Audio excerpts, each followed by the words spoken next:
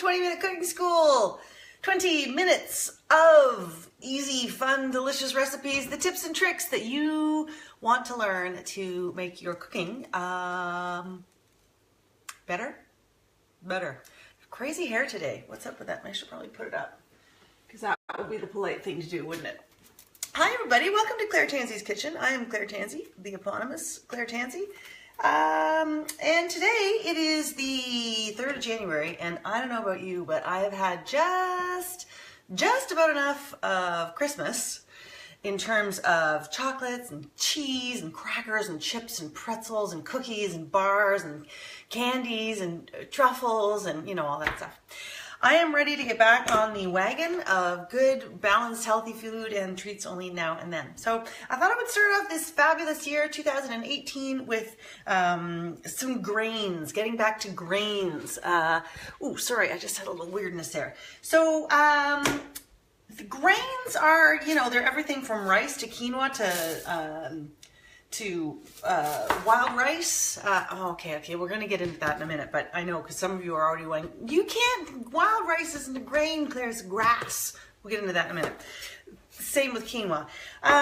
But I used to always, measure the grains, so there'd be a specific ratio, like if you're making rice, you're going to do 2 cups of water to 1 cup of rice, or if you're doing basmati rice and you're going to do 2 cups of water minus a little bit to 1 cup of basmati rice, and then quinoa, who can ever remember, and brown rice is a whole different story, and what about amaranth? What even is amaranth, and what about all these other things? So the great thing is that you really only ever have to do one method. So you don't have to remember any of those ratios anymore, you just do this one thing. So then this is also one thing that you need to do if you're coming in and you're like, oh my God, it's dinner time. What am I gonna make? There's something rattling downstairs. It's a ghost. Guys, if something happens to me, dial, you know. Actually, it's probably just Michael, he's doing his laundry.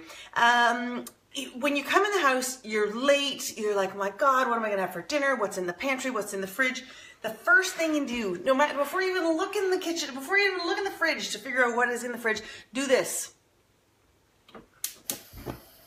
Put on a pot of water to boil. It is like, you can do so many things with a pot of boiling water. Make pasta, make any of these grains like we're gonna do today. Blanch green beans, broccoli, potatoes. You can steam other things, but basically it is a good head start. Once you walk in the door, turn on the pot of boiling water, and then you can spend 5 minutes in front of the fridge figuring out what in the heck you have in there. If in the end you don't need the pot of water, then guess what? It's just a pot of water, no big deal. So, pot of water. Now, I did start this puppy boiling just a minute ago. Hey, Cheryl. Just so that I could kind of speed things up a bit here. So this pot of water is boiling, and much like with the pasta, how to salt your pasta water recipe, salting this water for cooking grains, you're gonna have to salt the water quite generously. Now, so I've just given it away. This is just cooking grains like pasta. So there's no mystery to it. There are no ratios. You just boil a big pot of water. You add in a handful or a scoop or a cup measure full of your whole grains of any kind, and you boil it until it's done. That's kind of it. Then you strain it, and Bob is your uncle, as it were. So here, this is boiling. Let's see here. This water be boiling. And this is about 2.5, 3 cups of water. So that's, you know, about 1.5 teaspoons of salt. And as ever, using my just plain old-fashioned iodized free-running table salt. Great time to use this because it's affordable, and also you're getting that little tiny bit of iodine into your water, which of course, iodized salt, Google it, you'll figure out why it's important. So, I thought I'd do quinoa today, but this method works for truly anything. Basmati rice, short grain brown rice, barley, pearled or not pearled, wild rice, not really a grain, still works, farro, amaranth, teff, freekeh, any of the rices. It works for all of them, and it produces really beautiful, kind of individually articulated grains, and without any math. Now, caveat. You can't use this for something like sushi rice, like rice that you want to have stick together, because what this is going to do is like move all the grains around and lose all that starch. So you need to, if you're going to make the sushi rice, then you sort of have to follow the recipe directions on the back of the package. But for quinoa, I've got our friend triple colored quinoa here, and we're just going to add, we're going to need a spoon at the ready. So this feels like about enough. I don't know. I never really measure. Ooh, lovely. Nice. And so all I'm going to do is wait for this to come back up to a boil. You can see how there's like so much. Can you see how very much water there is in there? It's like, you know, it's just like boiling pasta water. And quinoa is one of the fastest grains to cook. So I will just let that come up to boil, and then it'll take like 5, 6, 7 minutes to cook. So it's faster this way. It's a lot less stress, and it's very flexible. You can do whatever grain you like. Now, in the meantime, I thought I would just say a few things about grains in general. Of course, the big debate about quinoa is it a grain or is it a something else? Is it a grass or is it a grain? That's it. So the word is like nobody really has decided. Quinoa is both. All we know is that quinoa is really high in protein. People really like it a lot. It went through a real kind of heyday. I feel like it's, you know, its star is on the wane now. Is that right? Wax and waning. That said, it's still really great to have in the pantry because you just pop it in the pantry and it's a really fast grain to cook. If you need a fast, high protein carbohydrate to go with your dinner. And also, I think it's low in carbs. Does anybody know that kind of thing? I mean, obviously it's still a carb, but it's like lowish in carbs. Hey, Lori, nice to see you too. So welcome into the 20-minute cooking school. Hey, if you didn't know already, I have been hammering this home. I am teaching a 4-week cooking boot camp starting on January the 17th in Toronto. Would love to see you there. Other grains. So the other thing is not a grain. It's actually a grass. Is wild rice. Kind of one of those quintessential Canadian ingredients, harvested out of the pond. Truth be told, not my favorite.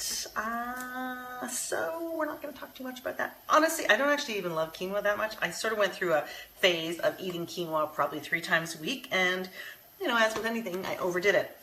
But I'm going to show you one of my little tips for quinoa to make it actually taste good. Now, barley. The big question I always get with barley, and I love barley because, there's a recipe in my book, Uncomplicated, October 2nd, 2018. At least now we're in the right year for my book to come out. I have a recipe for beef and barley soup, which is just like, it's one of those dishes that you could serve it to anybody and they just die. It's so hearty and comforting and warm and stick to your ribsy, but it also feels healthy, and the barley is chewy and all that stuff. So when you go to buy barley, you will find it either pot barley or pearled barley. Don't really have a cute way to remember that, except that pearls are better than pots. I don't know. Pearled just means it's been sort of polished and some of the exterior has been taken off, so it will cook a little bit more quickly. So pot barley, you put it in a pot and you let it braise for the afternoon. Pearl barley is you string it on a string. I don't know. Anybody know pearled? Pot, pearl. But this method works for both pot or pearl. The pot barley will just take a little bit longer. And then this guy, basmati rice. So I usually buy my basmati like in the giant bag, and I had to buy this. I can't remember why. But this is just your standard basmati rice. Kind of thought of as the king of rices. Has a wonderful flavor. But the thing with basmati rice is it's actually smaller than long grain rice. It's slightly different shape than jasmine rice. It's quite delicate in terms of its flavor. And I just stumbled on this method of cooking grains because I was really struggling with trying to figure out the proper ratio for rice to water in an old recipe. This is years and years ago, and a friend of mine said, why don't you just cook it the way the Sri Lankans cook it? Like, you don't have to measure stuff. And I was like, oh, these Sri Lankans, who are they? I mean, obviously I know who they are, but like, what is their method? This is the method. You cook your rice like pasta. And honestly, when you're cooking rice, 2-3 times a day, like they probably are in Sri Lanka, I think you know a thing or two about rice. Now, let us check in with our friend quinoa here. Going well. So it's bubbling fairly vigorously.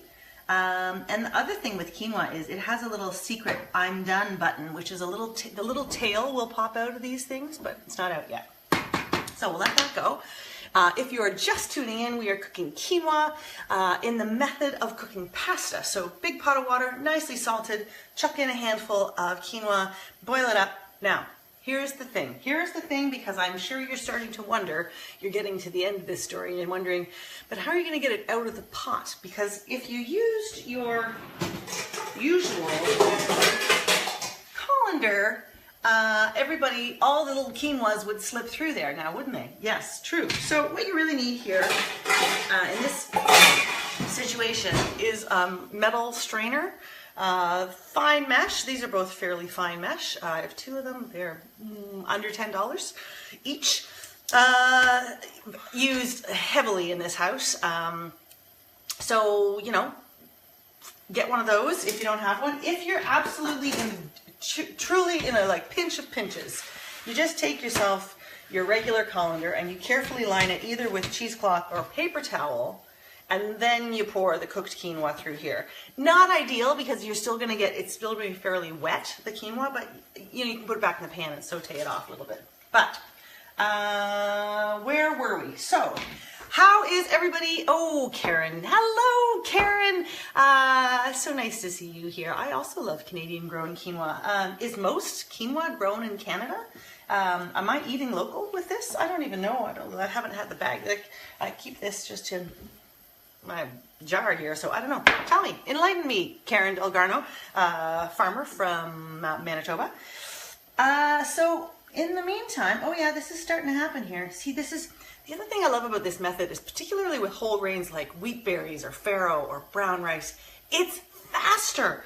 Now, you know, if you've ever tried to cook brown rice on a weeknight, it takes like 45 minutes with the water to rice ratio, like when you measure in 3 cups of water and then add in a cup of brown rice. It takes fully 45 minutes. I ain't got time for that on a weeknight. 45 minutes? Are you out of your mind? No, that is way too long. So this method with brown rice takes about 22, 23, 24 minutes, which is just about enough time for me to like either roast off some tofu or grill a chicken breast or whatever it is. So it's a really, really much faster way. And I think it's just science, right? There's just more water. It's just moving more quickly. Okay, so in the meantime, I think this quinoa is just about ready, and I will tell you how I know. Now, this is going to require an extreme close-up. Extreme close-up. The real way that you test this, when you want to know if your grain is done or not, and that can be basmati rice, brown rice, whatever, you taste it and chew it. And if it's still crunchy, then keep cooking it. And if it's not crunchy anymore, then drain it and eat it. It needs another minute. And I'll post a couple of times for this, like rough times for various grains when I put the post up on my site. But basmati rice, 11, 12 minutes. Brown rice, I already said, about 23-ish minutes. Barley, about 20 minutes. Wheat berries, more like 25 to 30. They are pretty ginormous. And quinoa, 6, 7, 8 minutes. 4:14, it should be just about done by now. And so what I'm going to do to flavor it, I have a friend, an old colleague of mine from Chatelaine who, hello, hi Naomi. An old colleague of mine at Chatelaine used to say something really unbecoming of quinoa, but she used to say that she thought quinoa tastes like donkey bum. So yes, no, people like quinoa, donkey bum, never having actually tasted any donkey bum myself, but I can't imagine that it would not be pleasant. What I like to do is whenever there's something that I don't necessarily adore the flavor of, you got to hit it with strong flavors. So something like mackerel, which I know I really should love, but ooh, it's a tough one for me. You got to hit that thing with like an onion, chimichurri, hot sauce, vinegar.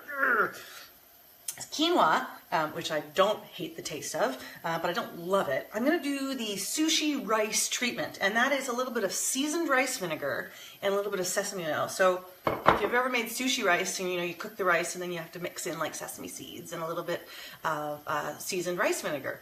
So hey Heather Trim, yeah, look what you lucked into, donkey bum talk. I mean, it doesn't get better than that. Did you know? So that's what I'm going to do with this quinoa. And I'm going to need a bowl of some kind. Let's just go over to here. Get the bowl. I think this is also the first time I've worn my new glasses. How do people feel about these new glasses?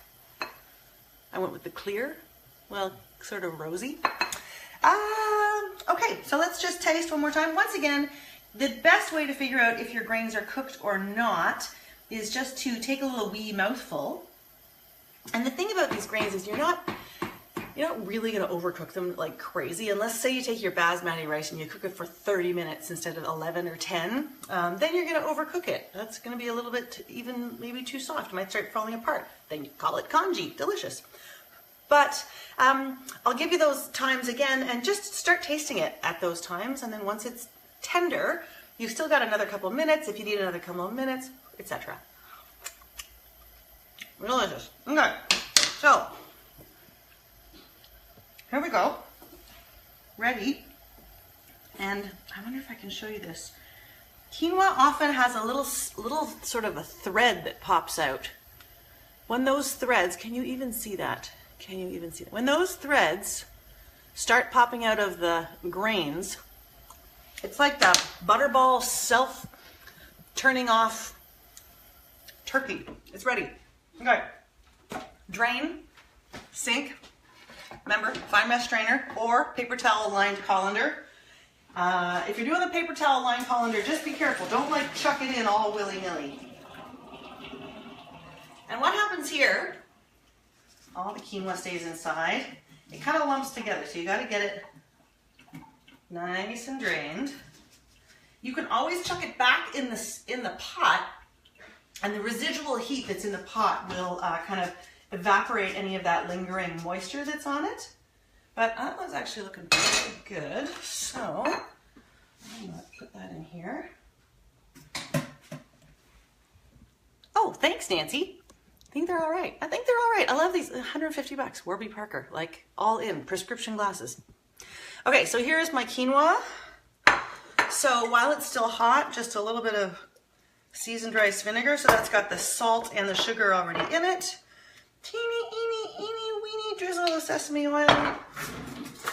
Little wee stir here. It is 4:18. We have made quinoa. It is beautiful and perfect.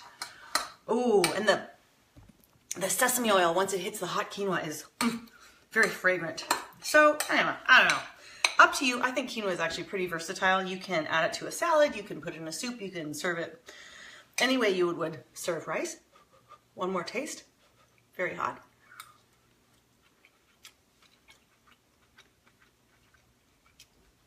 Delicious. Delicious. Serve this with anything. Roast chicken, braised broiled salmon.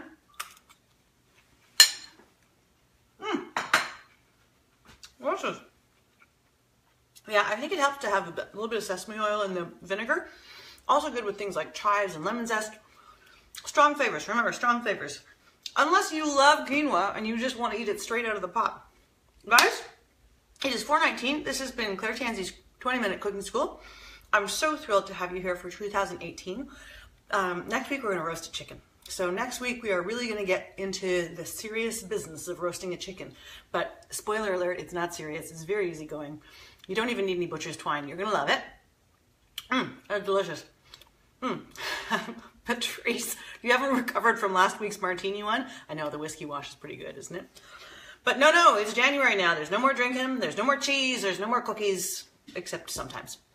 Thank you for joining me. I will post a little recipe for this with some of those cooking times. Let me know if you have any worries about roast chicken that I can address next week. Until then, thanks for coming to the Facebook 20-minute live cooking school. I am Claire Tansey, and have a fabulous week. Bye for now.